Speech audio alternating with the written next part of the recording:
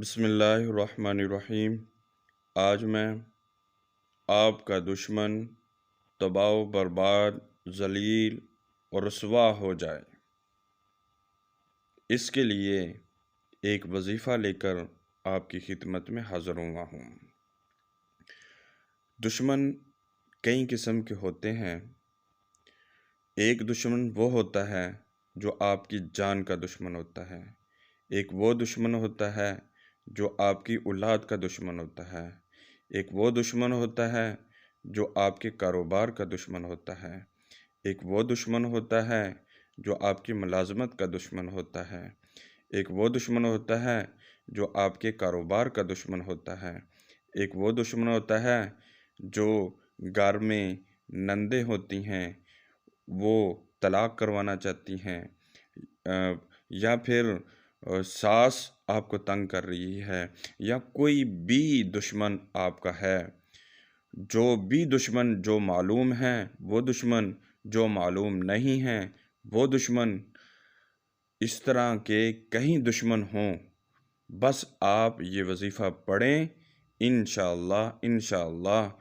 آپ کا دشمن تباہ و برباد، ذلیل رسوا ہو جائے گا انشاءاللہ۔ لیکن شرط یہ ہے کہ وہ جائز ہو، ناجائز نہ ہو۔ اگر ناجائز ہوگا تو وہ خود اس میں ملوث ہو جائے گا، کیونکہ قرآن پاک کبھی بھی ناجائز نہیں کرتا۔ اگر آپ نے ناجائز کر دیا تو پھر یہ سمجھو کہ آپ نے اپنے پاؤں پر خود کلاڑی مار دی، یعنی آپ ہی اس میں ملوث ہو جائیں گے۔ جیسے ہی آپ جائز مقصد کے لیے کریں گے، کوئی بھی دشمن ہے، کاروبار کا دشمن ہے، آپ کی ذات کا دشمن ہے، آپ کے پیسوں کا دشمن ہے، آپ کی اولاد کا دشمن ہے، کوئی بھی دشمن ہوگا جو جائز ہوگا، تو انشاءاللہ یہ عمل کریں گے تو تمام کے تمام دشمن آپ سے دور ہوتے چلے جائیں گے۔ اور اگر نہیں ہوں گے، دور نہیں ہوتے، آپ کو پھر بھی آپ کو تنگ کر رہے ہیں، آپ پر جادو کرا رہے ہیں، آپ کو تنگ کر رہے ہیں، وہ تباہ و برباد،